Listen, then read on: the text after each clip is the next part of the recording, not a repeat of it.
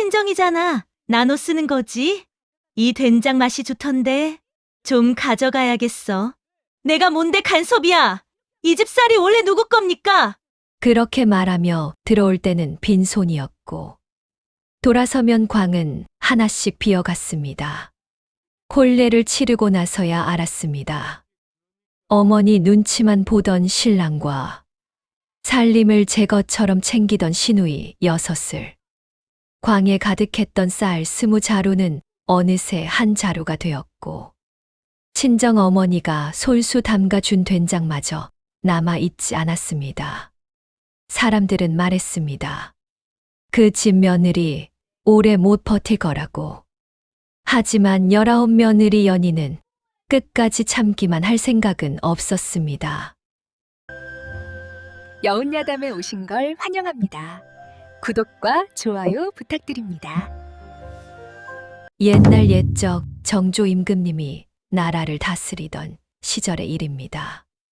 충청도 땅 깊숙한 곳에 운계현이라는 고을이 있었습니다. 장터와 나루가 가까워 사람들의 발길이 끊이지 않았고 겉으로 보기엔 제법 넉넉해 보이는 마을이었습니다. 그 마을에 연희라는 19살 처자가 살고 있었습니다. 연희는 장과 기름을 다루는 집안의 외동딸로 어려서부터 어머니 곁에서 콩을 고르고 참기름을 짜는 일을 거들며 자랐습니다. 손끝이 야무지고 살림살이를 아는 처자라는 소문이 마을에 퍼져 있었습니다. 어느 봄날 중매쟁이가 연인의 집 문턱을 넘었습니다. 운계현 맹씨 집안에서 며느리를 구한다는 말이었습니다. 맹씨 집안은 대대로 농사를 지으며 곡식을 모아온 집으로 광에 쌀이 넉넉하고 밭도 여러 가지고 있다 했습니다. 살림 맡길 며느리를 찾는다 하오. 중매쟁이의 말에 연희 어머니는 고개를 끄덕였습니다. 외동딸을 시집 보내는 일이라 마음이 무겁기도 했지만 살림을 아는 집이라면 딸이 고생하지 않으리라 여겼습니다. 혼례 날이 다가왔습니다. 연희는 붉은 치마 저고리를 입고 가마에 올랐습니다. 가마가 출발하기 직전 어머니가 연희의 손을 꼭 잡았습니다. 연아, 살림은 손끝에서 난단다. 내가 배운 대로만 하면 어디서든 굶지는 않을 게다. 어머니는 작은 목소리로 장 담그는 비법과 기름 짜는 요령을 다시 한번 일러주었습니다. 연희는 어머니의 손을 놓기가 아쉬워 한참을 그렇게 서 있었습니다. 붉은 가마가 천천히 움직이기 시작했습니다. 흔들리는 가마 안에서 연희는 가슴이 두근거렸습니다. 어떤 집일까? 시어머니는 어떤 분일까? 하는 생각들이 꼬리에 꼬리를 물었습니다. 해가 중천에 떴을 무렵 가마가 운계현 맹씨 집 대문 앞에 멈춰 섰습니다. 연희는 떨리는 손으로 가마 문을 열고 내렸습니다. 그런데 이상했습니다. 마당에 서 있어야 할 시어머니가 보이지 않았습니다. 대신 낯선 여인들이 여럿 서 있었습니다. 웃는 얼굴, 팔짱 낀 얼굴, 비죽거리는 얼굴이 뒤섞여 있었습니다. 연희는 그들이 누군지 몰라 고개를 깊이 숙여 인사했습니다. 뵙겠습니다. 여인들은 연희를 위아래로 훑어보았습니다. 누군가는 작게 웃었고 누군가는 팔짱을 끼고 고개를 가웃했습니다. 연희는 딸이 많은 집안인가 보다 하고만 생각했습니다. 마당에 발을 디딘 순간 연희의 심장이 빠르게 뛰었습니다. 이유는 알 수 없었지만 이 집에서의 첫날이 평범하지 않을 것 같다는 예감이 들었습니다. 그때 방문이 열리며 나이 지긋한 여인이 기침을 하며 나왔습니다. 바로 시어머니였습니다. 얼굴이 창백하고 몸이 약해 보였습니다. 어서 들어오게. 시어머니의 목소리는 작고 힘이 없었습니다. 연희는 다시 한번 절을 올렸습니다. 마당에 서 있던 여인들은 여전히 연희를 지켜보고 있었습니다. 그날 밤 연희는 이불 속에서 생각했습니다. 이때까진 몰랐습니다. 이 집의 진짜 주인이 누구인지. 혼례가 치러지고 연희는 맹씨 집안의 새댁이 되었습니다. 처음 며칠은 낯선 곳에 적응하느라 정신이 없었습니다. 연희는 새댁으로서 집안 구석구석을 살피며 살림을 파악하려 애썼습니다. 시어머니는 병이 깊어 방 안에서 거의 나오지 못했습니다. 기침이 잦고 몸을 가누기도 힘들어 보였습니다. 연희는 아침 저녁으로 시어머니께 문안을 드리며 죽을 쑤어 올렸습니다. 남편 맹치복은 말수가 적고 공손한 사람이었습니다. 아침에 일어나면 제일 먼저 어머니께 문안을 드렸고 저녁에 돌아와서도 어머니 방부터 찾았습니다. 연희는 속으로 생각했습니다. 효자 남편이로구나. 그렇게 생각하니 마음이 놓였습니다. 교성이 지극한 사람이라면 아내에게도 따뜻하게 대해 주리라 여겼습니다. 첫 며칠 동안 시누이들은 얼굴만 비추고 조용히 지냈습니다. 혼례 날 마당에 서 있던 여인들이 모두 시누이였다는 것을 연희는 그제야 알았습니다. 6명이나 되는 시누이들이 각자 시집을 갔지만 친정을 자주 드나든다고 했습니다. 연희는 시누이들이 올 때마다 정중히 인사를 올렸습니다. 시누이들은 고개만 까닥하거나 아예 대꾸도 없이 지나쳐 갔습니다. 연희는 시집간 누이들이니 바쁠 거지라 생각하며 대수롭지 않게 넘겼습니다. 낮 동안 연희는 부엌과 광을 정리하기 시작했습니다. 쌀독에는 쌀이 가득했고 콩과 팥도 넉넉했습니다. 광 한쪽에는 참기름 단지가 여러 놓여 있었고 장독대에는 장독들이 줄지어 서 있었습니다. 역시 넉넉한 집이구나. 연희는 마음이 놓였습니다. 이 정도 살림이면 겨울을 나는데 아무 문제가 없어 보였습니다. 그런데 장독대를 자세히 살펴보니 이상했습니다. 장독 뚜껑에 먼지가 쌓여 있었고 오래 관리되지 않은 흔적이 역력했습니다. 연희는 친정에서 배운 대로 장독을 하나씩 열어보았습니다. 장 맛이 제각각이었습니다. 어떤 것은 짜고 어떤 것은 싱겁고 어떤 것은 벌써 곰팡이가 피어 있었습니다. 연희는 고개를 갸웃했지만 곧 정리를 시작했습니다. 부엌에서 장독대로 오가며 일하는 연희를 누군가 지켜보고 있었습니다. 시누이들이었습니다. 멀찍이 서서 연희가 장독을 정리하는 모습을 물끄러미 바라보았습니다. 손은 야무지네. 누군가 작게 중얼거렸습니다. 연희는 그 말을 칭찬으로 받아들이며 웃어 넘겼습니다. 저녁 무렵 남편 치복이 돌아왔습니다. 연희는 저녁상을 차려 올렸습니다. 그런데 치복은 상을 받기 전에 먼저 어머니께 여쭈어 보았습니다. 어머니, 제가 먼저 상을 받아도 되겠습니까? 시어머니가 방 안에서 작게 대답했습니다. 그러거라. 그제야 치복은 상 앞에 앉았습니다. 연희는 조금 유별나지만 착한 사람이라 여겼습니다. 모든 일을 어머니께 먼저 여쭤보는 것이 지나쳐 보이긴 했지만 효심이 깊은 것이라 생각했습니다. 밤이 깊어갔습니다. 연희는 이불을 펴며 하루를 돌아보았습니다. 겉보기엔 아무 문제가 없어 보였습니다. 시어머니는 병약하시지만 다정했고 남편은 과묵하지만 공손했습니다. 연희는 안심하며 잠자리에 들었습니다. 이 집에서의 평화로운 일상이 계속되리라 믿었습니다. 하지만 연희는 아직 몰랐습니다.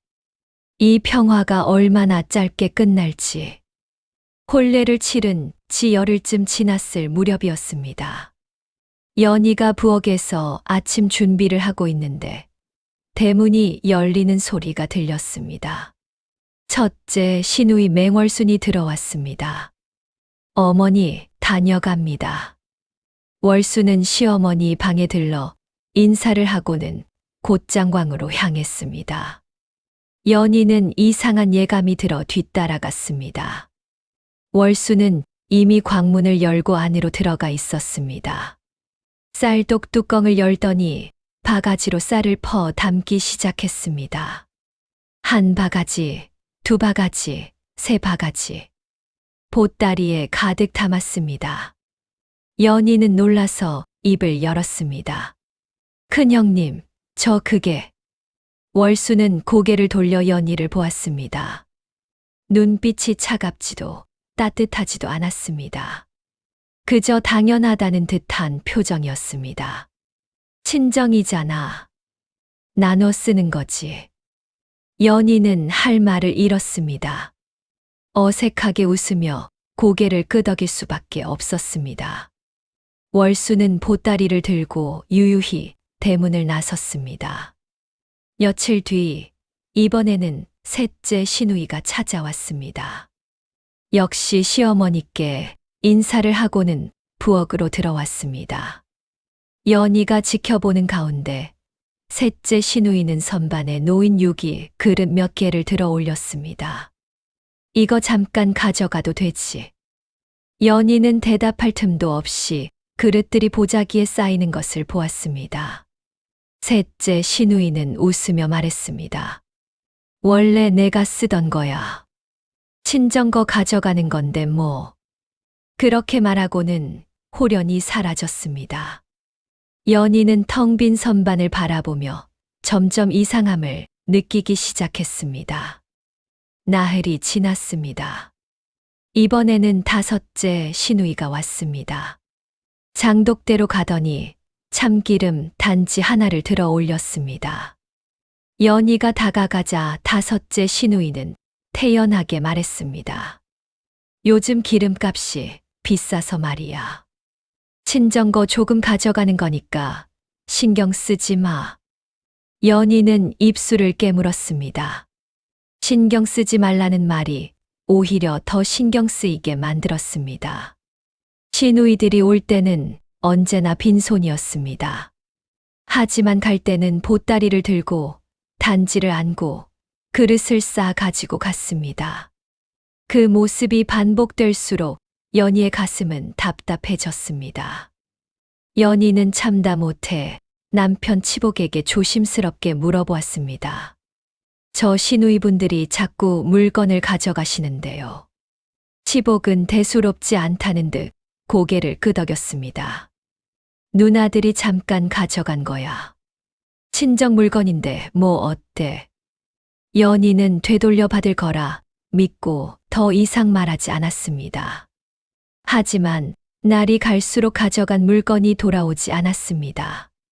한 달이 지났습니다. 연희는 광을 정리하다가 깜짝 놀랐습니다. 쌀이 눈에 띄게 줄어 있었습니다. 처음 봤을 때보다 절반도 남지 않았습니다. 콩독도 마찬가지였습니다. 연희는 광문 앞에 서서 텅 빈 공간을 바라보았습니다. 가슴 속에서 불안이 싹 트기 시작했습니다. 이러다 겨울을 어떻게 나지? 하지만 아무에게도 말할 수 없었습니다. 남편은 대수롭지 않게 여겼고 시어머니는 병석에 누워 계셨습니다. 시누이들은 당연하다는 듯 물건을 가져갔습니다. 연희는 처음으로 깨달았습니다. 이 집의 일상이 조금씩, 아주 조금씩 균열이 가고 있다는 것을. 그리고 그 균열은 점점 더 커질 것이라는 것을. 밤이 되었습니다. 연희는 잠을 이루지 못하고 천장을 바라보았습니다. 어머니의 말이 떠올랐습니다. 살림은 손끝에서 난단다. 하지만 아무리 손끝을 놀려도 빠져나가는 살림을 막을 수는 없었습니다. 연희는 더 이상 모른 척할 수 없다고 판단했습니다. 광의 쌀이 바닥을 드러내고 공독이 텅텅 비어가는 것을 보며 가슴이 철렁했습니다. 이대로 가다가는 겨울 나기가 힘들 것 같았습니다.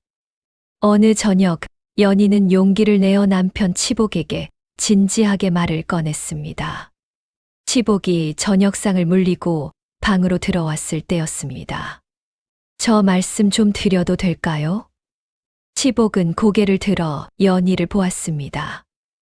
연희는 손을 꼭 쥐고 조심스럽게 입을 열었습니다. 요즘 형님들께서 자주 오시지 않습니까? 그런데 오실 때마다 쌀이며 콩이며 가져가시는데 이러다 겨울 나기 힘들 것 같습니다.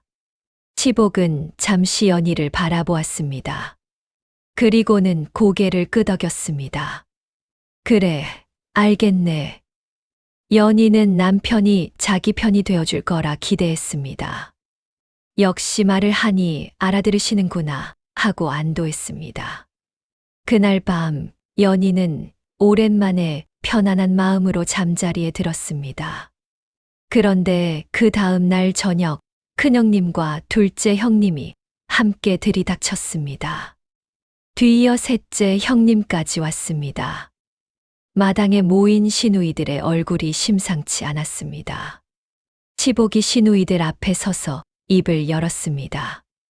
누나들, 마누라가 그러는데 요즘 살림이 줄어든다고 괜히 걱정을 하더라고. 연희는 그 말을 듣는 순간 온몸이 얼어붙었습니다. 자기가 한 말이 그대로 시누이들에게 전해진 것입니다. 그것도 괜히 걱정한다는 말과 함께 큰형님이 팔짱을 끼고 연희를 똑바로 쳐다보았습니다. 어린 개 살림은 아는 척한다. 둘째 형님도 코웃음을 쳤습니다. 시집 온 지 2달도 안 됐으면서 벌써 친정 물건 아끼나 보네. 셋째 형님은 고개를 가웃하며 말했습니다. 우리가 친정에서 뭘 가져가든 무슨 상관인데. 연희는 입술을 깨물었습니다. 말 한마디 제대로 못하고 고개만 숙였습니다. 시누이들의 시선이 차갑게 꽂혔습니다. 연희는 그저 죄인이라도 된 듯 작아질 수밖에 없었습니다. 시누이들은 한참 동안 연희를 나무랐습니다. 치복은 옆에 서서 아무 말도 하지 않았습니다. 오히려 누나들 편에 서서 고개를 끄덕이기만 했습니다. 저녁 식사 시간이 되어서야 시누이들이 돌아갔습니다. 연희는 부엌으로 가서 밥상을 차렸지만 손이 떨려 그릇을 제대로 들 수조차 없었습니다. 치복은 상을 받고 아무렇지도 않게 밥을 먹었습니다. 연희는 건너편에 앉아 숟가락을 들었지만 목으로 넘어가지 않았습니다. 그날 밤 연희는 잠을 이루지 못했습니다. 남편이 코를 골며 자는 옆에서 연희는 천장만 바라보았습니다. 이 집에선 말을 하면 손해구나. 자기가 한 말이 그대로 칼이 되어 돌아왔습니다. 남편은 자기 편이 아니었습니다. 오히려 누나들 편에 서서 자기를 곤경에 빠뜨렸습니다. 연희는 깊은 배신감을 느꼈습니다. 처음으로 이 집에서 나는 혼자구나 하는 생각이 들었습니다. 똥이 트기 시작했습니다. 연희는 한숨도 자지 못하고 일어났습니다. 부엌으로 가서 아궁이에 불을 지폈습니다. 불꽃을 바라보며 연희는 다짐했습니다. 다시는 남편에게 기대지 말자. 첫 번째 선택의 결과를 뼈저리게 느낀 밤이었습니다. 그 일이 있은 후 시누이들의 행동이 점점 대담해졌습니다. 이제는 연희가 보는 앞에서도 스스럼 없이 물건을 가져갔습니다. 어느 날 연희는 광 한쪽에 따로 모아둔 콩자루를 발견했습니다. 그것은 내년 봄에 심을 씨앗용 콩이었습니다. 연희가 정성껏 골라서 따로 보관해 둔 것이었습니다. 그런데 사흘 뒤 그 자루가 사라졌습니다. 연희는 광 안을 샅샅이 뒤졌지만 찾을 수 없었습니다. 누군가 가져간 것이 분명했습니다. 씨앗까지 가져가시다니. 연희는 텅 빈 자리를 보며 주저앉았습니다. 씨앗은 다른 것과 달랐습니다. 먹을 것이야 나중에라도 장만할 수 있지만 씨앗을 잃으면 내년 농사를 지을 수 없었습니다. 며칠 뒤 이번에는 참기름 단지가 없어졌습니다. 연희가 친정에서 배운 비법대로 정성껏 짜는 기름이었습니다. 아침에 분명 있던 단지가 저녁에는 사라졌습니다. 연희는 이제 참을 수 없다고 느꼈습니다. 씨앗과 기름은 살림의 근간이었습니다. 이건 정말 선을 넘은 것이었습니다. 연희는 다시 한번 남편 치복에게 말했습니다. 이번에는 더 절박하게 말했습니다. 씨앗용 콩까지 없어졌습니다. 내년 농사는 어찌하려고 그러십니까? 치복은 귀찮다는 듯 한숨을 쉬었습니다. 누나들이 급하다는데 어쩌겠어. 씨앗은 나중에 또 구하면 되지. 구하면 된다니요. 지금 살림이 바닥나고 있는데 어디서 구한다는 겁니까? 연희의 목소리가 떨렸습니다. 치복은 짜증스럽다는 듯 연희를 쳐다보았습니다. 자네는 왜 그리 인색한가? 누나들이 친정 물건 좀 가져가는 게 뭐가 대수라고. 친정 물건이라니요? 이건 이제 우리 살림입니다. 연희가 목소리를 높이자 치복의 얼굴이 굳어졌습니다. 여자가 목소리를 높이면 쓰나. 누나들한테 내가 뭐라 하겠나. 어머니도 아무 말씀 안 하시는데 자네가 나설 일이 아니야. 치복은 그렇게 말하고는 방을 나가 버렸습니다. 연희는 덩그러니 혼자 남았습니다. 얼마 지나지 않아 더 큰 일이 벌어졌습니다. 큰형님이 넷째 형님과 함께 들어왔습니다. 이번에는 대놓고 광으로 갔습니다. 쌀을 퍼 담는데 한 자루가 아니라 두 자루를 채웠습니다. 연희가 다가가서 조심스럽게 물었습니다. 큰형님, 쌀이 이제 얼마 남지 않았습니다. 이러시면 큰형님이 손을 멈추고 연희를 돌아보았습니다. 눈빛이 차가웠습니다. 내가 뭔데 간섭이야. 이 집 쌀이 원래 누구 겁니까? 그러시지만 우리 아버지가 평생 모은 재산이야. 시집간 딸들도 나눠 쓸 권리가 있어. 넷째 형님이 거들었습니다. 맞아. 너는 들어온 지 몇 달 됐다고 주인 행세야.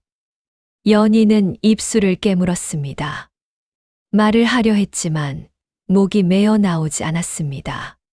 시누이들은 연희를 비웃듯 보더니 쌀 자루를 들고 유유히 나갔습니다.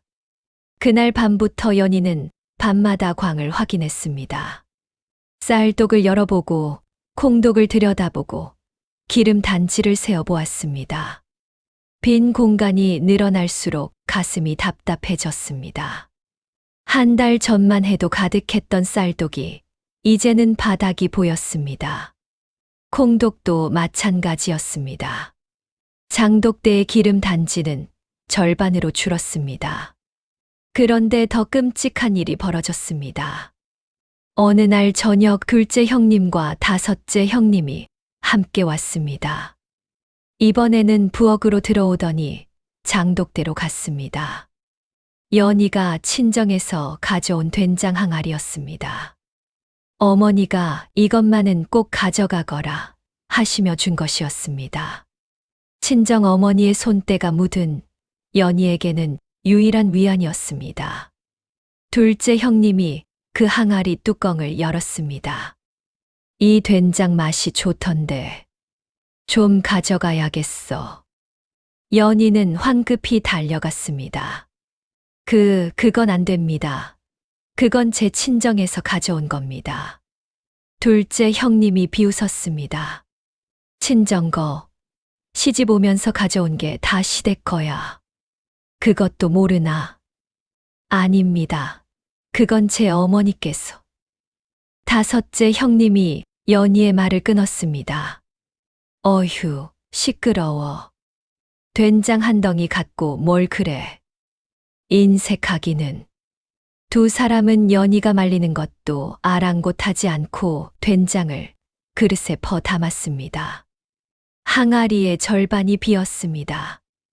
연희는 그 모습을 보며 눈물이 핑 돌았지만 꾹 참았습니다.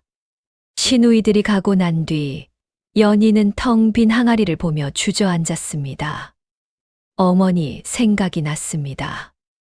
어머니가 정성껏 담가준 된장이었습니다. 연희가 이 낯선 집에서 유일하게 기댈 수 있는 것이었습니다. 그날 저녁 치복이 돌아왔습니다. 연희는 눈물을 닦고 남편에게 다가갔습니다. 형님들께서 제 친정 된장까지 가져가셨습니다. 제발 한 번만이라도 말려주십시오. 치복은 신발을 벗으며 대수롭지 않게 말했습니다. 된장쯤이야. 다시 담그면 되지 않나. 다시 담그면 된다니요. 그건 제 어머니께서. 자네 어머니, 내 어머니 따질 게 뭐 있나. 다 식구인데.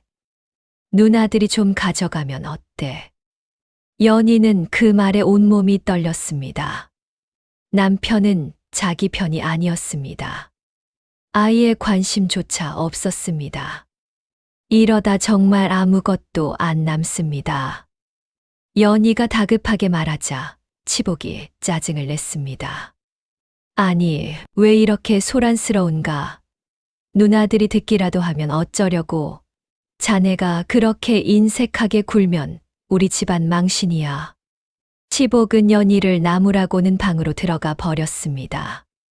연희는 마루에 주저앉았습니다. 이 집에서 연희는 완전히 혼자였습니다. 시어머니는 병석에 누워 아무 말도 못 하셨습니다. 남편은 누나들 편만 들었습니다. 이러다 겨울을 못 난다. 한 달 전만 해도 가득했던 쌀독이 이제는 바닥이 보였습니다. 콩독도 마찬가지였습니다. 장독대의 기름 단지는 절반으로 줄었습니다. 친정 된장마저 빼앗겼습니다. 밤이 깊어갔습니다. 연희는 방 안에 혼자 앉아 있었습니다. 울음이 터질 것 같았지만 소리내어 울지 못했습니다. 남편이 옆방에 있었고 소리라도 내면 또 뭐라 할까 두려웠습니다. 연희는 이불을 끌어안고 조용히 눈물을 흘렸습니다. 친정 어머니가 떠올랐습니다. 어머니가 가마에 오르기 전 손을 꼭 잡아주던 모습이 떠올랐습니다. 어머니, 저는 어찌해야 합니까? 하지만 친정으로 돌아갈 수도 없었습니다. 시집간 지 석 달밖에 안 된 며느리가 친정으로 돌아가면 집안의 망신이었습니다. 연희는 깨달았습니다. 참는다고 해결될 일이 아니라는 것을. 이대로 가다가는 살림이 완전히 바닥날 것이고, 그러면 연희도 이 집도 모두 무너질 것이라는 것을. 연희의 마음속에서 무언가가 바뀌기 시작했습니다. 더 이상 고개를 숙이고 참기만 할 수는 없었습니다. 뭔가 해야 한다. 연희는 그렇게 다짐하며 긴 밤을 보냈습니다. 연희는 더 이상 막으려 하지 않기로 결심했습니다. 시누이들에게 말해봐야 소용없었고 남편은 오히려 연희를 탓했습니다. 그렇다면 다른 방법을 찾아야 했습니다. 연희는 방 한 구석에서 오래된 종이 몇 장과 붓을 꺼냈습니다. 친정에서 글을 배울 때 쓰던 것들이었습니다. 연희의 아버지는 딸이라도 글은 알아야 한다며 천자문을 가르쳐 주셨습니다. 그날부터 연희는 하나하나 적기 시작했습니다. 동짓달 초여세, 큰형님 쌀 한 자루 반. 동짓달 열흘, 셋째 형님 참기름 한 단지. 동짓달 보름, 둘째 형님과 다섯째 형님 친정 된장 절반. 누가 언제 왔는지, 무엇을 가져갔는지 빠짐없이 기록했습니다. 쌀, 콩, 기름, 그릇, 천의 수량까지 정확하게 적었습니다. 처음에는 기억에 의존했지만 며칠 지나자 연희는 광과 부엌, 장독대를 돌며 남은 물건들을 하나하나 세기 시작했습니다. 쌀독에 남은 쌀, 콩독에 남은 콩, 기름 단지의 개수까지 모두 적었습니다. 어느 날 오래된 소작인 최 노인이 그 모습을 목격했습니다. 최 노인은 연희의 시아버지 때부터 이 집 곳간을 지켜온 사람이었습니다. 연희가 광 앞에서 종이에 무언가를 적고 있는 모습을 보고 조용히 다가왔습니다. 마님, 무얼 하고 계십니까? 연희는 깜짝 놀라 종이를 가슴에 품으려 했습니다. 하지만 최 노인의 눈빛이 따뜻해 보여 솔직하게 말했습니다. 저 살림이 줄어드는 것을 적고 있습니다. 최 노인은 잠시 연희를 바라보더니 고개를 끄덕였습니다. 그러셨습니까? 잘하셨습니다. 예. 마님, 제가 도와드리겠습니다. 최 노인은 그날부터 조용히 연희를 돕기 시작했습니다. 곳간에 출입하는 사람들, 나가는 물건의 양을 함께 확인해 주었습니다. 최 노인은 오랫동안 이 집 살림을 지켜본 사람이었기에 무엇이 얼마나 있어야 하는지 정확히 알고 있었습니다. 작년 가을 추수 때는 쌀이 20자루였습니다. 지금은 5자루밖에 남지 않았습니다. 콩은 10자루였는데 이제 2자루입니다. 참기름은 12단지였습니다. 지금은 4뿐입니다. 최 노인의 말을 듣고 연희는 하나하나 적어 나갔습니다. 숫자로 정리하니 살림의 붕괴가 더욱 또렷하게 보였습니다. 연희는 계산을 해보았습니다. 남은 쌀로는 2달을 버티기도 힘들었습니다. 콩은 1달치도 안 되었습니다. 기름은 이미 바닥이 드러났습니다. 이 집이 1년을 못 버린다. 연희는 그 사실을 숫자로 확인했습니다. 이대로 가다가는 봄이 오기 전에 이 집은 무너질 것이었습니다. 며칠 뒤 또 시누이들이 찾아왔습니다. 이번에는 큰형님과 6째 형님이었습니다. 2 사람은 광으로 가서 남은 쌀을 또 퍼 담기 시작했습니다. 연희는 이번에는 말리지 않았습니다. 대신 멀찍이 서서 지켜보았습니다. 얼마나 가져가는지, 무엇을 가져가는지 눈으로 확인했습니다. 큰형님이 연희를 돌아보았습니다. 왜 그렇게 서 있어? 연희는 고개를 숙이며 조용히 대답했습니다. 아무것도 아닙니다, 큰형님. 큰형님은 의아한 표정을 지었지만 더 이상 묻지 않았습니다. 2 사람은 쌀 자루를 들고 나갔습니다. 연희는 그들이 떠나자마자 종이를 꺼내 적었습니다. 섣달 초사흘, 큰형님과 6째 형님 쌀 1자루 반. 시누이들은 여전히 눈치채지 못했습니다. 연희가 더 이상 말리지 않자 오히려 안심했습니다. 이제는 아예 대놓고 물건을 가져갔습니다. 하지만 연희는 모든 것을 기록했습니다. 누가, 언제, 무엇을, 얼마나 빠짐없이 적었습니다. 최 노인은 연희의 그런 모습을 보며 조용히 고개를 끄덕였습니다. 마님, 잘하고 계십니다. 때가 오면 그 기록이 힘이 될 겁니다. 연희는 처음으로 판을 본다는 감각을 느꼈습니다. 지금 당장은 약하고 힘없어 보이지만 이 기록들이 언젠가는 무기가 될 것이라는 걸 알았습니다. 연희는 감정을 숨기고 더 조용해졌습니다. 시누이들이 와도 웃으며 맞이했습니다. 물건을 가져가도 말리지 않았습니다. 대신 모든 것을 종이에 적었습니다. 그 조용함이 오히려 주변을 긴장시켰습니다.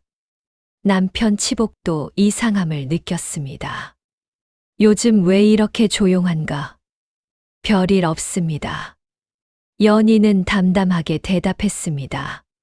치복은 의아해했지만 더 이상 묻지 않았습니다. 오히려 연희가 잔소리를 안 해서 편하다고 여겼습니다. 시누이들도 마찬가지였습니다. 며느리가 순해졌다고 생각했습니다. 이제는 더욱 당당하게 물건을 가져갔습니다. 하지만 연희는 알고 있었습니다. 지금은 기다릴 때라는 것을. 숫자가 쌓이고 기록이 늘어나고 진실이 드러날 때를 기다리고 있었습니다. 밤마다 연희는 촛불을 켜고 장부를 정리했습니다. 빠져나간 것들, 남은 것들, 모자란 것들. 모든 것이 숫자로 정리되었습니다. 최 노인이 어느 날 조용히 말했습니다. 마님, 곧 설이 다가옵니다. 설을 지내려면 쌀이 더 필요한데 이제 거의 바닥났습니다. 연희는 고개를 끄덕였습니다. 알고 있습니다. 그럼 곧 알게 될 겁니다. 모두가. 연희의 목소리는 차분했지만 그 안에는 단단한 결기가 담겨 있었습니다. 상황이 역전되기 직전의 고요였습니다. 연희는 그 고요 속의 섣달을 기다렸습니다. 섣달 보름이 지나고 설날이 다가왔습니다. 시누이들은 설 준비를 한다며 또다시 집에 들이닥쳤습니다. 이번에는 6명이 모두 함께 왔습니다. 설빔감으로 무명이 필요해.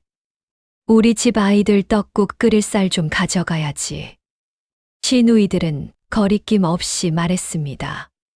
연희는 여전히 조용히 지켜보기만 했습니다. 그런데 그날 셋째 형님이 연희의 방으로 들어왔습니다. 바느질감을 찾는다며 이것저것 뒤지기 시작했습니다. 연희는 밖에서 물을 길어 오다가 뒤늦게 방으로 들어왔습니다. 셋째 형님이 장롱 서랍을 열고 있었습니다. 그 서랍 깊숙한 곳에 연희의 장부가 있었습니다. 큰형님, 이것 좀 보세요. 셋째 형님의 목소리가 마당까지 울렸습니다. 큰형님과 다른 시누이들이 우르르 방으로 몰려들었습니다. 셋째 형님이 손에 든 것은 연희의 장부였습니다. 종이 여러 장에 빼곡하게 적힌 글씨들, 날짜와 이름, 그리고 물건의 종류와 양이 적혀 있었습니다. 큰형님이 장부를 낚아채듯 받아들었습니다. 눈을 가늘게 뜨고 글자를 읽어 내려갔습니다. 얼굴이 점점 굳어졌습니다. 이게 뭐냐? 큰형님의 목소리가 차갑게 떨어졌습니다. 연희는 마루 끝에 서서 담담하게 대답했습니다. 보시는 그대로입니다. 나간 물건들을 적어둔 것입니다. 감히 우리를 의심해? 둘째 형님이 버럭 소리를 질렀습니다. 다른 시누이들도 웅성거리기 시작했습니다. 며느리가 시누이들을 도둑 취급하는 거야? 이게 무슨 버릇없는 짓이야. 연희는 숨기지 않고 사실을 말했습니다. 의심이 아닙니다. 그저 사실을 적었을 뿐입니다. 사실이라고. 큰형님이 장부를 흔들며 다가왔습니다. 우리가 친정 물건 좀 가져간 게 그렇게 잘못이냐? 내가 감히 우리를 이렇게 적어 놓다니. 연희는 한 걸음도 물러서지 않았습니다. 친정 물건이 아닙니다. 이제는 이 집 살림입니다. 그리고 그 살림이 이제 바닥났습니다. 시누이들이 일제히 연희를 노려보았습니다. 연희는 침착하게 말을 이었습니다. 작년 가을 추수 때 쌀이 20자루였습니다. 지금은 3자루밖에 남지 않았습니다. 콩은 10자루에서 1자루로 줄었고 참기름은 12단지에서 2만 남았습니다. 최 노인이 알려준 숫자들이었습니다. 연희는 또박또박 말했습니다. 이대로 가면 설도 못 쇠고 봄도 맞이하지 못합니다. 큰형님의 얼굴이 붉게 달아올랐습니다. 감히 며느리 주제에. 넷째 형님이 앞으로 나섰습니다. 우리 아버지 재산이야. 우리가 나눠 쓰는 게 당연하지. 그럼 어머님과 서방님은 어찌하란 말입니까? 연희의 목소리에 힘이 실렸습니다. 병환 중이신 어머님, 이 집을 지켜야 할 서방님은요. 형님들께서 다 가져가시면 이 집은 어떻게 됩니까? 그건 내가 살림을 못해서 그렇지. 다섯째 형님이 변명처럼 소리쳤습니다. 연희는 고개를 저었습니다. 아닙니다. 제가 아무리 살림을 잘해도 나가는 것이 들어오는 것보다 많으면 무너질 수밖에 없습니다. 그 순간 대문이 열리며 남편 치복이 들어왔습니다. 마당이 시끄러워 무슨 일인가 싶어 온 것이었습니다. 무슨 일이요? 큰형님이 장부를 치복에게 내밀었습니다. 이것 좀 보게. 자네 마누라가 우리를 도둑처럼 여기고 이런 걸 적어놨어. 치복은 장부를 받아들었습니다. 얼굴이 창백해졌습니다. 연희를 돌아보는 치복의 눈빛이 차가웠습니다. 이게 정말인가? 예. 연희는 고개를 끄덕였습니다. 치복이 화를 냈습니다. 어찌 이런 짓을. 누나들이 얼마나 상처받겠소. 서방님, 지금 중요한 건 그게 아닙니다. 살림이. 입 다물게. 치복이 소리를 질렀습니다. 연희는 처음으로 남편이 자기에게 소리를 지르는 것을 보았습니다.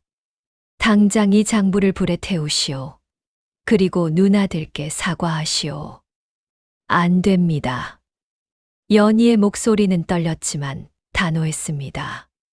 이건 이 집이 살아남기 위해 필요한 것입니다. 살아남기라니 자네가 누나들을 도둑으로 만들어 놓고. 치복은 분노로 떨었습니다. 시누이들은 치복 뒤에 서서 연희를 몰아붙였습니다. 그래, 당장 사과해. 이 버릇 없는 것. 집안 분위기가 완전히 적대적으로 변했습니다. 연희는 외면당하고 따돌림당했습니다. 하지만 연희는 장부를 꽉 쥐고 놓지 않았습니다. 그날 밤 연희는 방 안에 혼자 앉아 있었습니다. 남편은 어머니 방에 가 있었습니다. 아무도 연희에게 말을 걸지 않았습니다. 연희는 장부를 펼쳤습니다. 촛불 아래서 그 숫자들을 다시 한번 확인했습니다. 손이 떨렸지만 연희는 장부를 덮지 않았습니다. 지금이 고비다. 최노인이 했던 말이 떠올랐습니다. 연희는 이를 악물었습니다. 여기서 물러서면 모든 것이 끝이었습니다. 밖에서 시누이들의 목소리가 들렸습니다. 저런 며느리는 처음 봤어. 친정으로 돌려보내야 하는 거 아냐? 연희는 귀를 막고 싶었지만 그러지 않았습니다. 대신 장부를 가슴에 꼭 안았습니다. 마을의 소문이 돌기 시작했습니다. 맹시집 며느리가 시누이들을 도둑 취급한다는 말이 퍼졌습니다. 하지만 연희는 알고 있었습니다. 진실은 숫자 속에 있다는 것을. 그리고 그 진실이 곧 드러날 것이라는 것을. 관계가 완전히 위기로 치달았습니다. 하지만 연희는 장부를 놓지 않았습니다. 그날 이후로 연희는 완전히 고립되었습니다. 시누이들은 연희를 보기만 해도 고개를 돌렸고 남편 치복은 연희와 말조차 섞지 않았습니다. 며칠이 지났습니다. 연희는 아침상을 차렸지만 치복은 받지 않았습니다. 대신 어머니 방에서 죽을 떠먹고 나갔습니다. 연희는 혼자 상을 물리며 눈물을 삼켰습니다. 장터에서 돌아온 마을 사람들이 연희를 보며 수근거렸습니다. 저게 그 며느리래. 시누이들 도둑으로 만들었다잖아. 쯧쯧, 시집살이가 싫었나 보지. 연희는 우물가에 가는 것조차 두려웠습니다. 하지만 물을 길어야 했기에 고개를 숙이고 걸었습니다. 어느 날 저녁 시누이들이 또 찾아왔습니다. 이번에는 큰형님과 둘째 형님, 넷째 형님이었습니다. 세 사람은 대놓고 광으로 갔습니다. 남은 쌀 3자루 중 2자루를 가져갔습니다. 연희가 말리려 하자 큰형님이 눈을 부라렸습니다. 뭐, 또 장부에 적을 거야? 우리가 가져가든 말든 내가 상관할 바 아니야. 넷째 형님이 비웃었습니다. 연희는 아무 말도 하지 못하고 그 모습을 지켜볼 수밖에 없었습니다. 시누이들이 떠나고 연희는 광으로 갔습니다. 쌀독을 열어보았습니다. 마지막 한 자루만 남아 있었습니다. 겨우 보름치였습니다. 연희는 텅 빈 광 앞에 주저앉았습니다. 콩독도 비었고 기름 단지도 하나만 남았습니다. 장독대의 된장도 바닥이 보였습니다. 이제 정말 끝이구나. 연희는 그렇게 생각했습니다. 설도 못 쇠고 봄도 맞이하지 못할 것 같았습니다. 무엇보다 두려운 것은 이대로 쫓겨날 것 같다는 공포였습니다. 친정 생각이 떠올랐습니다. 하지만 돌아갈 수 없었습니다. 시집간 지 반년도 안 된 딸이 쫓겨나 돌아오면 그것은 친정의 수치였습니다. 어머니 아버지가 마을에서 고개를 들지 못할 것이었습니다. 나는 어디로 가야 하나? 연희는 무릎을 끌어안았습니다. 그동안 참아온 서름이 한꺼번에 밀려왔습니다. 병든 시어머니, 외면하는 남편, 약탈하는 시누이들, 수근거리는 마을 사람들. 연희는 처음으로 소리 없이 오열했습니다. 어깨가 들썩였고 눈물이 멈추지 않았습니다. 광 안은 텅 비었고 연희의 마음도 텅 빈 것 같았습니다. 해가 저물었습니다. 연희는 눈물을 닦고 부엌으로 갔습니다. 마지막 남은 쌀로 저녁을 지어야 했습니다. 밥을 짓는데 손이 떨렸습니다. 쌀을 씻으며 연희는 생각했습니다. 이 쌀이 다 떨어지면 나는 어떻게 되는 걸까? 그날 밤 연희는 잠을 이룰 수 없었습니다. 남편은 여전히 어머니 방에서 자고 있었습니다. 연희는 혼자 방에 누워 천장을 바라보았습니다. 그때 밖에서 목소리가 들렸습니다. 시누이들이었습니다. 대문 밖에서 수상한 이야기를 나누고 있었습니다. 내일 장날이니까 그때 내다 팔면 되겠어. 큰형님의 목소리였습니다. 얼마나 받을 수 있을까? 글쎄, 그래도 제법 될 거야. 품질이 좋으니까. 둘째 형님의 목소리였습니다. 그 며느리가 만든 거라며? 솜씨는 좋던데. 그러게. 그것만은 인정해야지. 연희는 귀를 기울였습니다. 무슨 이야기인지 정확히는 모르겠지만 뭔가 팔려고 한다는 것은 알 수 있었습니다. 내가 만든 것? 연희는 생각해 보았습니다. 지난달에 장을 새로 담갔었습니다. 친정에서 배운 비법대로 정성껏 담근 장이었습니다. 맛이 좋아서 시어머니도 칭찬하셨던 장이었습니다. 설마. 연희는 급히 일어나 장독대로 갔습니다. 달빛 아래서 장독 뚜껑을 열어보았습니다. 텅 비어 있었습니다.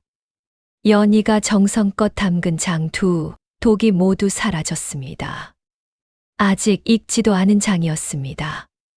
봄이 되어야 제맛이 날 장이었습니다.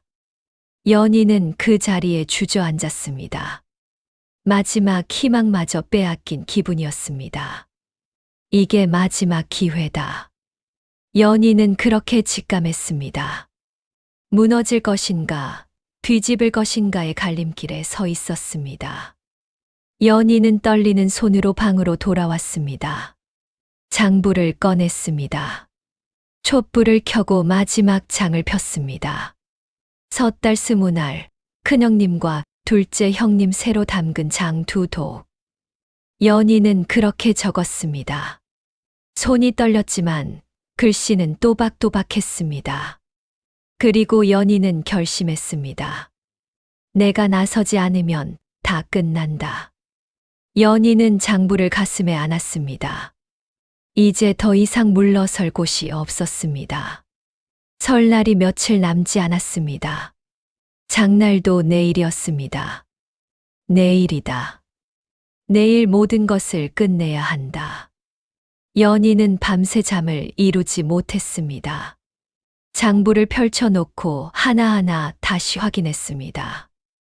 빠져나간 것들, 남은 것들, 그리고 내일 일어날 일들. 최노인의 말이 떠올랐습니다.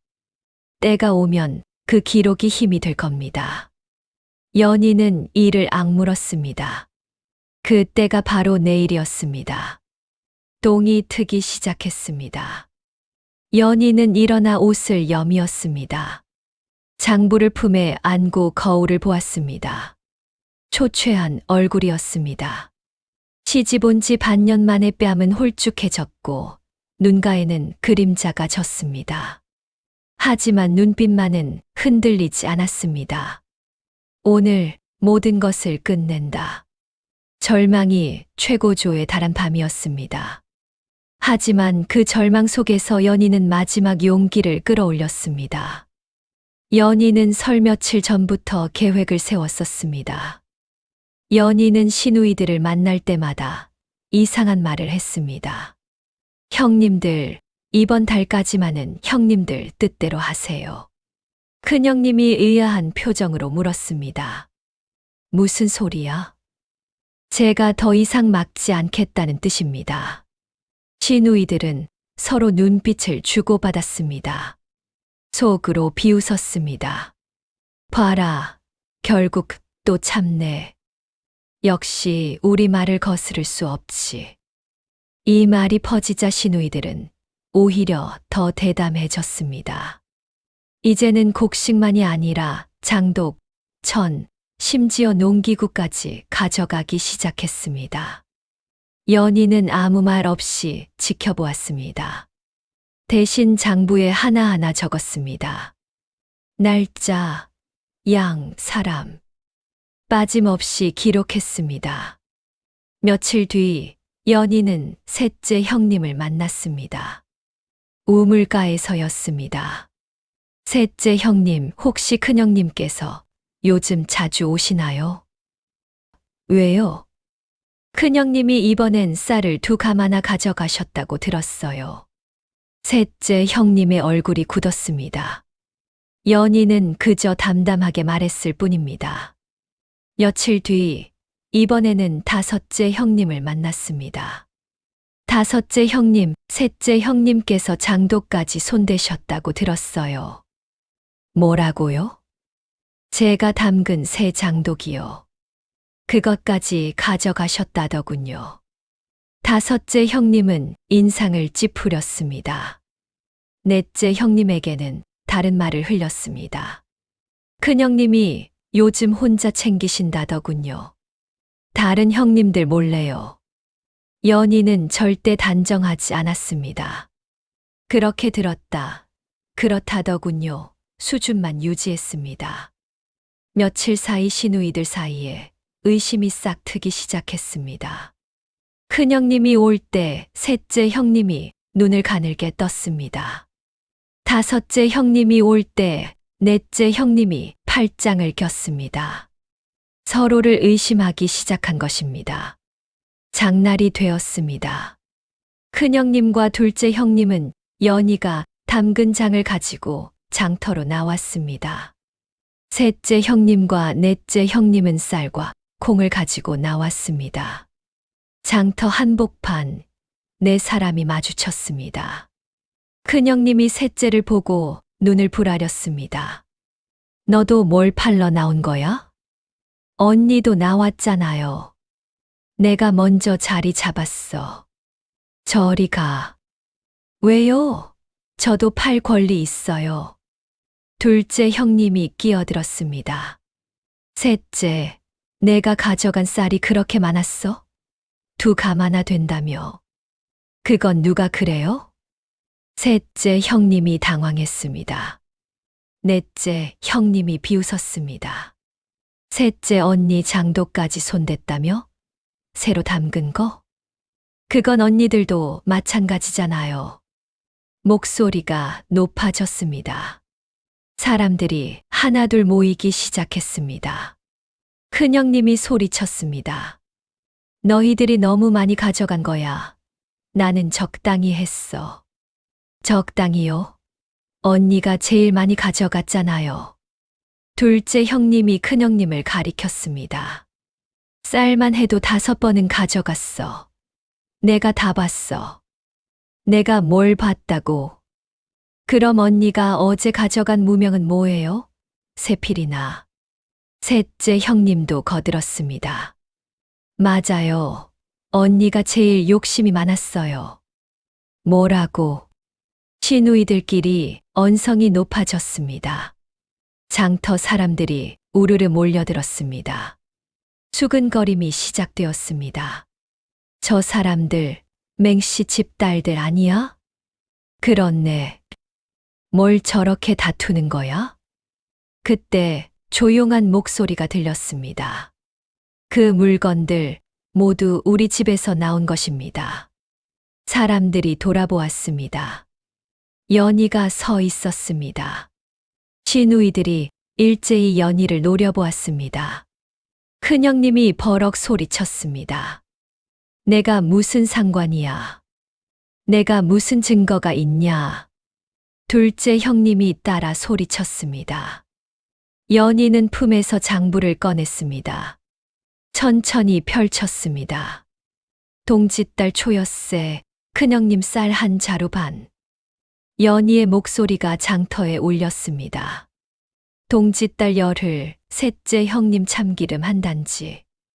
동짓달 보름, 둘째 형님과 다섯째 형님 친정 된장 절반. 사람들이 숨을 죽이고 들었습니다. 연희는 계속 읽었습니다. 섣달 초사흘, 큰형님과 여섯째 형님 쌀 한 자루 반. 섣달 초열흘, 넷째 형님 콩 2자루. 시누이들의 얼굴이 하얗게 질렸습니다. 섣달 스무날, 큰형님과 둘째 형님 새로 담근 장 2독. 연희는 장터에 놓인 장독을 가리켰습니다.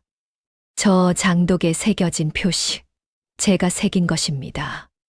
저 쌀과 콩도 우리 집 광에서 나온 것입니다. 최 노인이 앞으로 나섰습니다. 제가 증인입니다. 이 모든 것이 사실입니다. 사람들이 웅성거렸습니다. 시누이들은 말문이 막혔습니다. 그런데 큰형님이 갑자기 셋째 형님을 가리켰습니다. 내가 아니라 제가 더 가져갔어. 쟤는 몰래 2번씩 왔다고. 뭐요? 셋째 형님이 소리쳤습니다. 언니가 먼저 시작했잖아요. 언니가 조금씩 나눠 가지자고 했잖아요. 넷째 형님이 끼어들었습니다. 맞아요. 큰언니가 시키는 대로 한 건데. 이제 와서 우리 탓만 하는 거예요? 둘째 형님도 거들었습니다. 언니가 제일 욕심 많았잖아요. 무명만 해도 몇 필이나. 너희들도 좋다고 했잖아. 그건 언니가 먼저 시작했어. 시누이들이 서로를 물어뜯기 시작했습니다. 장터 한복판에서 추한 모습을 드러냈습니다. 사람들이 수군거렸습니다. 저 집안 며느리 살림 털어갔네. 서로 다투는 꼴 좀 봐. 창피한 줄도 모르나. 쯧쯧, 시누이가 6이나 되면 저렇게 되는구만. 이장이 앞으로 나섰습니다. 이쯤 되면 집안일이 아니라 마을 일이네. 맹씨 댁 며느리, 이거 어찌할 셈이요? 연희는 장부를 접었습니다. 조용히 말했습니다. 이 장부 관아에 가져갈 생각은 없었습니다.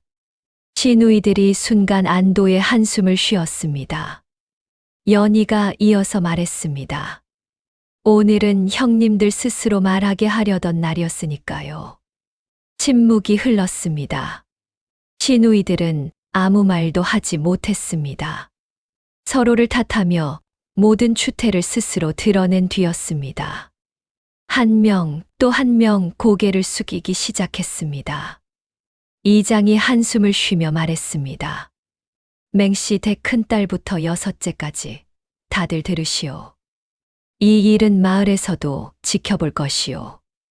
앞으로 친정 물건 가져가려거든 먼저 손을 더럽혀서 만드시오. 그게 도리요.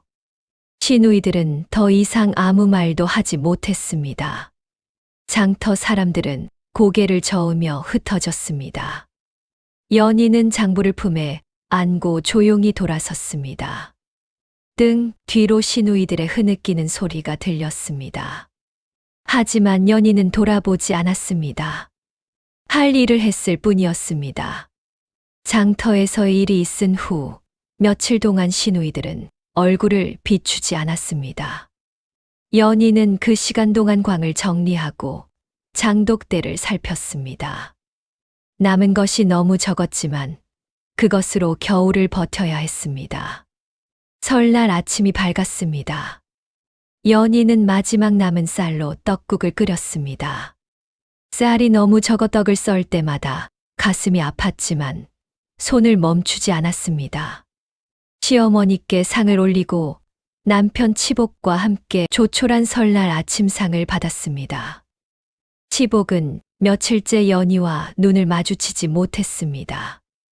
마누라. 치복이 조심스럽게 입을 열었습니다. 미안하오. 연희는 치복을 바라보았습니다. 치복은 고개를 숙였습니다. 내가 제대로 보지 못했소. 누나들만 믿고 자네 말을 듣지 않았소. 서방님. 연희는 차분하게 말했습니다. 이제라도 보셨으면 됐습니다. 이 집을 지켜야 할 사람은 서방님입니다. 치복은 고개를 끄덕였습니다. 그날부터 치복은 달라졌습니다. 광을 직접 확인하고 장독대를 살폈습니다. 늦었지만 가장으로서의 책임을 깨닫기 시작한 것입니다. 설날 오후 대문이 조심스럽게 열렸습니다. 시누이들이었습니다. 6명 모두 함께 왔습니다. 하지만 이번에는 빈손이 아니었습니다. 큰형님이 보따리를 들고 있었습니다. 둘째 형님은 콩자루를 메고 왔습니다. 셋째부터 여섯째까지도 각자 무언가를 들고 있었습니다. 어서 들어오십시오. 연희가 말했습니다. 시누이들은 고개를 숙이고 마당으로 들어왔습니다. 큰형님이 먼저 입을 열었습니다. 연희야, 저 우리가. 말을 잇지 못하고 눈시울이 붉어졌습니다. 둘째 형님이 대신 말했습니다. 미안하다. 정말 미안하다. 시누이들은 들고 온 것들을 내려놓았습니다. 쌀, 콩, 기름, 무명. 가져갔던 것들의 일부를 돌려주러 온 것입니다. 다 돌려드리지 못해 미안해. 이미 쓴 것도 있고 하지만 이것이라도. 셋째 형님의 목소리가 떨렸습니다. 연희는 고개를 저었습니다. 가져가신 것을 돌려받으려던 게 아닙니다. 그럼 형님들이 직접 만드신 것이라면 그것으로 충분합니다. 연희의 말에 시누이들은 고개를 들었습니다. 며칠 뒤 큰형님이 다시 찾아왔습니다. 이번에는 콩을 들고 왔습니다. 이건 내가 직접 골랐다. 장 담글 콩이야. 큰형님은 어색하게 말했습니다. 장 담그는 법 좀 가르쳐 줄 수 있겠니? 연희는 놀랐습니다. 큰형님이 처음으로 부탁하는 모습이었습니다. 그러시지요, 큰형님. 그날부터 연희는 시누이들에게 살림을 가르치기 시작했습니다. 큰형님에게는 장 담그는 법을, 둘째 형님에게는 기름 짜는 법을 알려주었습니다. 처음에는 어색했습니다. 시누이들은 평생 친정 살림을 당연하게 여기며 살았기에 직접 손을 더럽히는 일이 낯설었습니다. 이렇게 힘든 줄 몰랐네. 셋째 형님이 콩을 고르며 한숨을 쉬었습니다. 맞아. 하루 종일 해도 이것밖에 안 되네. 넷째 형님도 손을 털며 말했습니다. 하지만 며칠이 지나자 손놀림이 익숙해졌습니다. 불평하던 손들이 점점 능숙해졌습니다. 콩을 고르고 장을 담그고 기름을 짜는 일이 자연스러워졌습니다. 한 달이 지났습니다. 큰형님이 처음으로 장을 담가 왔습니다. 연희가 맛을 보았습니다. 좋습니다, 큰형님.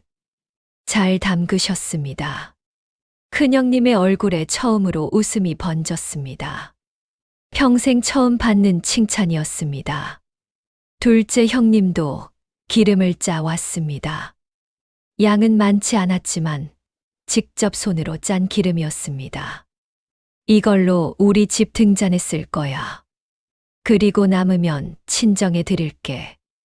둘째 형님의 말에 연희는 고개를 끄덕였습니다. 그러십시오. 형님께서 직접 만드신 거니까요. 집안 분위기가 서서히 달라졌습니다. 시누이들은 더 이상 무작정 가져가지 않았습니다. 대신 먼저 만들고 그것을 나누었습니다. 남편 치복도 달라졌습니다. 어느 날 치복이 시누이들 앞에서 처음으로 말했습니다. 누나들, 이제 우리 집 살림도 생각해 주십시오. 어머니도 계시고 우리 내외도 살아야 합니다. 시누이들은 고개를 끄덕였습니다. 치복이 처음으로 연희 편에 선 것입니다. 봄이 왔습니다. 연희는 광을 정리하며 쌀독을 확인했습니다.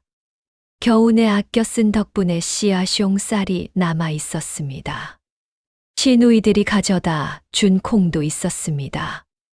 이번에는 그들이 직접 고른 것이었습니다. 올해는 농사를 잘 지을 수 있겠구나. 최노인이 빙그레 웃으며 말했습니다. 마님 덕분입니다. 아닙니다. 모두의 덕분이지요. 연희는 고개를 저었습니다.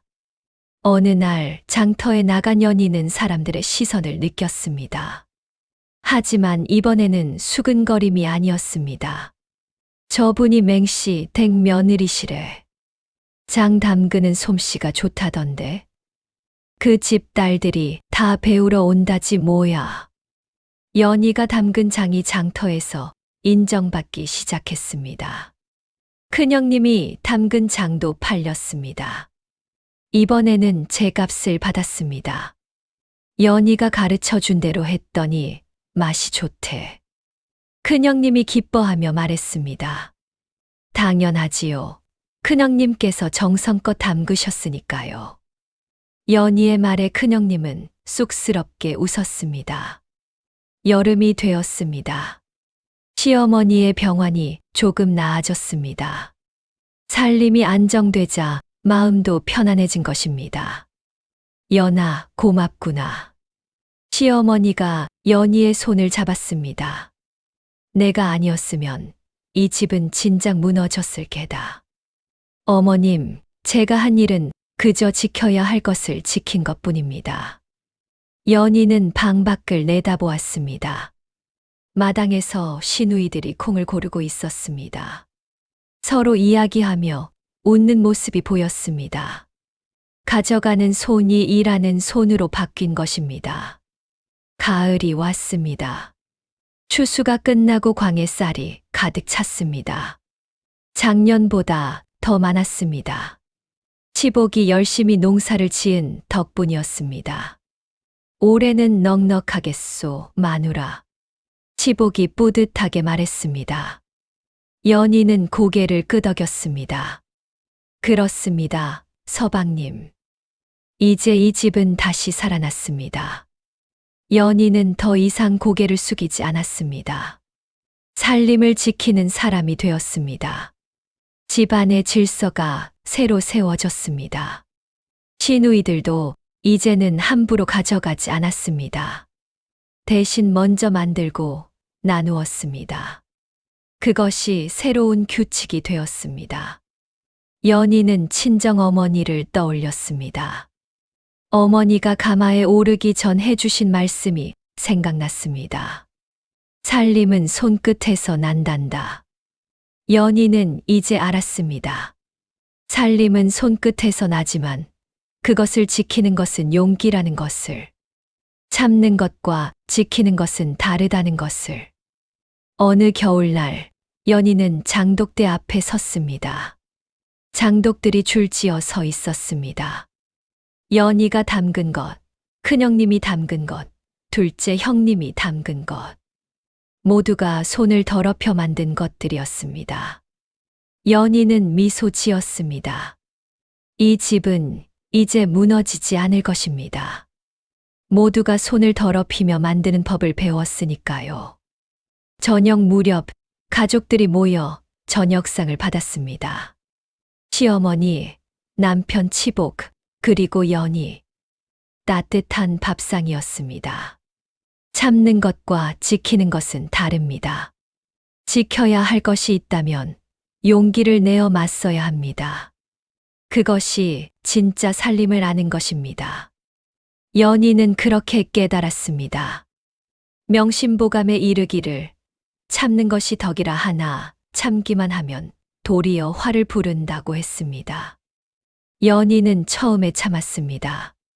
하지만 참는 것만으로는 무너지는 살림을 지킬 수 없다는 것을 깨달았습니다. 논어에서 공자께서 말씀하시길 의로움을 보고도 행하지 않는 것은 용기가 없는 것이다라 하셨습니다. 연희는 용기를 냈습니다. 장부를 적고 진실을 드러내고 당당히 맞섰습니다. 그 결과 집안은 다시 살아났고 시누이들은 손을 더럽혀 일하는 법을 배웠습니다. 참는 것과 지키는 것은 다릅니다. 지켜야 할 것이 있다면 용기를 내어 맞서야 합니다. 그것이 진정한 지혜입니다. 오늘 이야기 들어주셔서 감사합니다. 다음 영상을 빠르게 만나보시려면 좋아요와 구독을 눌러주세요. 그럼 더 재미있는 영상으로 찾아뵙겠습니다. 모두 행복한 하루 보내세요.